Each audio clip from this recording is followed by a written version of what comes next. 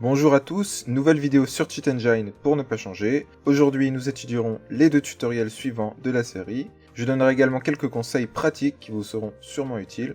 Allez, pas de temps à perdre, c'est parti!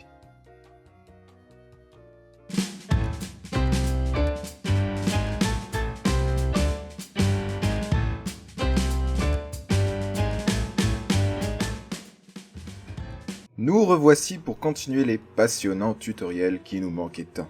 Nous avions réalisé dans la vidéo précédente les 3 premiers tutoriels, ici nous ferons les 2 suivants. Je vous invite d'ailleurs à les consulter si ce n'est pas déjà fait. Avant toute chose, j'aimerais faire quelques rapides rappels et ainsi remettre les pendules à l'heure pour tout le monde. 1.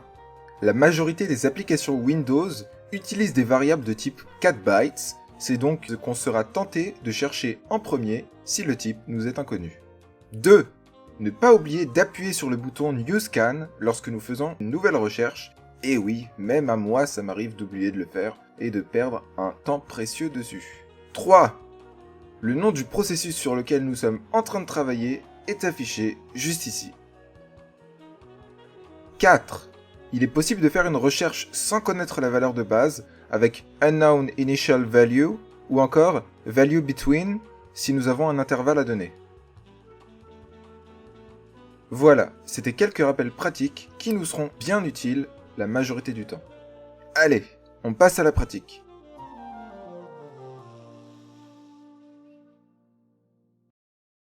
Et voici le tutoriel numéro 4. Ici, c'est vraiment simple.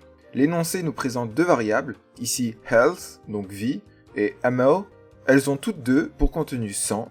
Notre but est de les mettre à 5000 ou plus.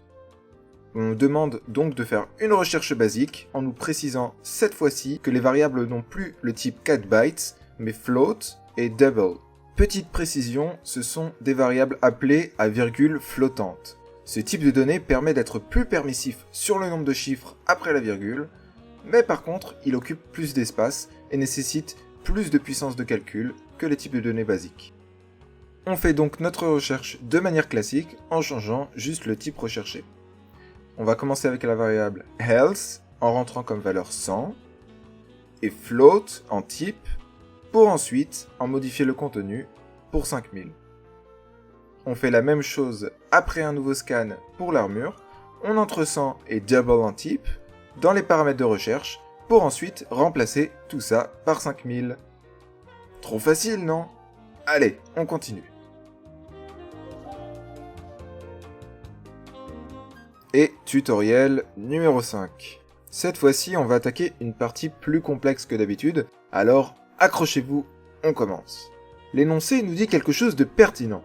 Lorsque nous modifions une variable dans un jeu, que nous fermons le jeu puis que nous le réouvrons, la variable change d'adresse et nous sommes obligés de la retracer de nouveau. En gros, à chaque fois que nous fermerons un jeu, nous serons obligés de refaire toutes nos étapes de modification de zéro. Dans cet exercice, à chaque fois que nous appuierons sur le bouton Change Value, la variable changera automatiquement d'adresse aussi, impossible donc de modifier de manière classique son contenu. Ici, nous ne devons pas modifier la variable, mais plutôt l'empêcher de pointer vers d'autres adresses, elle ne pourra donc plus changer de contenu. Pour ce faire, on va déjà essayer de trouver cette variable, on débute donc notre recherche comme on a l'habitude de le faire. Une fois trouvée, on va essayer de la modifier, mais cela ne fonctionnera évidemment pas.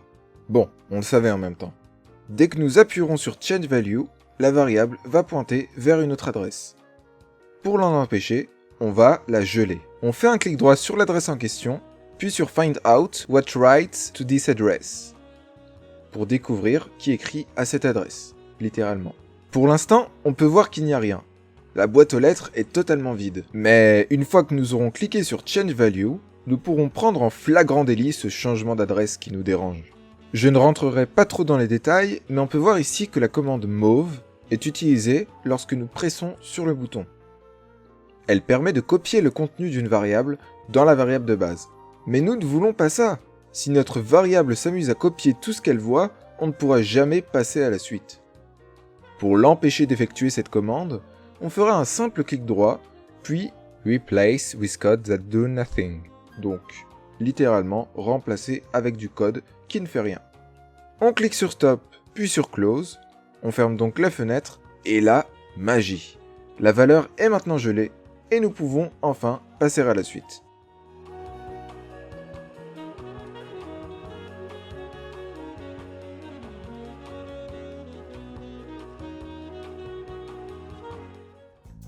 Et c'est déjà la fin de cette vidéo, j'espère qu'elle vous aura été utile. Le nombre de tutoriels par vidéo est voué à être réduit car la difficulté est croissante et je vais avoir le temps de vous expliquer les choses en détail sans faire pour autant une vidéo trop longue. N'hésitez pas à laisser un commentaire, si vous avez une remarque ou une question, j'y répondrai avec grand plaisir. Je vous invite également à aimer la vidéo et à vous abonner, ça me motive beaucoup dans la progression de cette chaîne. Bonne année 2020 à tous, bye tout le monde et à la prochaine.